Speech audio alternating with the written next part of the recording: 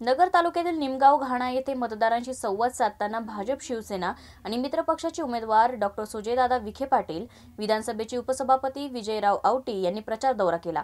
यावेळी हजारो नागरिकांसह कार्यकर्ते देखील मोठ्या प्रमाणात उपस्थित होते। त्यासाठी मारामारी, मग लेबर कॉन्ट्रॅक्टरचे लायसन्स तर मला माहिती किती लोकांकडे आहे नगर तालुक्यात, तर दुसऱ्या माणसाकडे।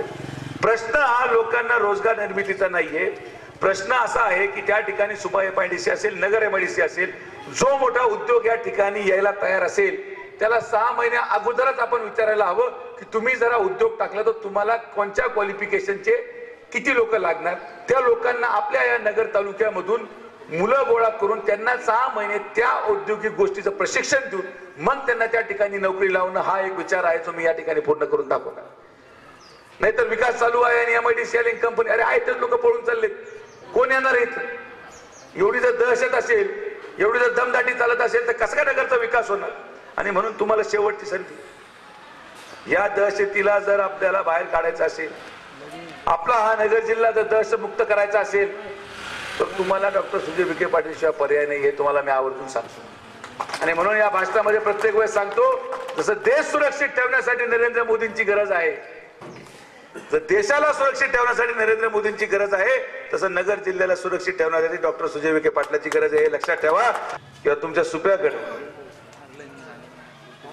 औद्योगिक वसाहत किंवा औद्योगिकरण करणं हे फार अवघड गोष्ट नसते। कुठल्याही उद्योग धंद्याला आणायला आज तुम्ही मला त्या ठिकाणी निवडून दिलं, किंबहुना जरी त्या ठिकाणी मी एखाद्या मित्राला, माझ्या मोठ्या माणसाला फोन लावला की एमआयडीसी मध्ये आपण एक इंडस्ट्री किंवा प्रकल्प सुरू करू, तर तो सगळ्यात पहिले या ठिकाणी खाली फोन लावतो की जर मी एखादी फॅक्टरी टाकली तर काय परिस्थिती राहील। तर तो इथला जो उद्योजक आहे तो म्हणतोय चुकून सुद्धा इथं येऊ नको, इथं सगळे खिलाडी लोक बसले।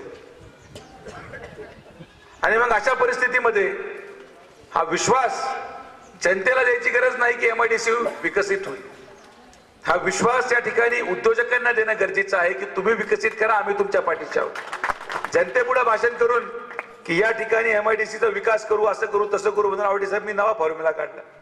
मी लोकांना म्हणतो तुम्ही मला फक्त न्यूरोसर्जन म्हणून मतदान टाकू नका।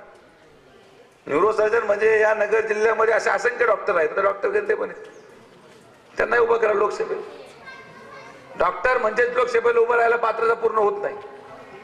त्या ठिकाणी मी माझ्या उद्योजक मित्राला तुम्ही मला लोकसभेला जर निवडून दिलं आणि दिल्लीमध्ये असताना असंख्य ओळखी आपल्या शिक्षणाच्या जोरावर, आपल्या संबंधांच्या जोरावर, आपल्या वैचारिकतेच्या जोरावर आपण करतो, आणि त्या वैचारिकतेच्या जोरावर जेव्हा एखादा उद्योजक मला भेटेल आणि त्याला या ठिकाणी उद्योग टाकायला सांगेल तर मी त्याला एकच गोष्ट सांगणार की तू जेव्हा उद्योग टाकशील आणि तुला कोणी त्या ठिकाणी त्रास द्यायला आलं तर त्याला एवढंच सांगायचं की तुझ्यापेक्षा मोठा गुंड माझ्या पाठीशी उभा आहे।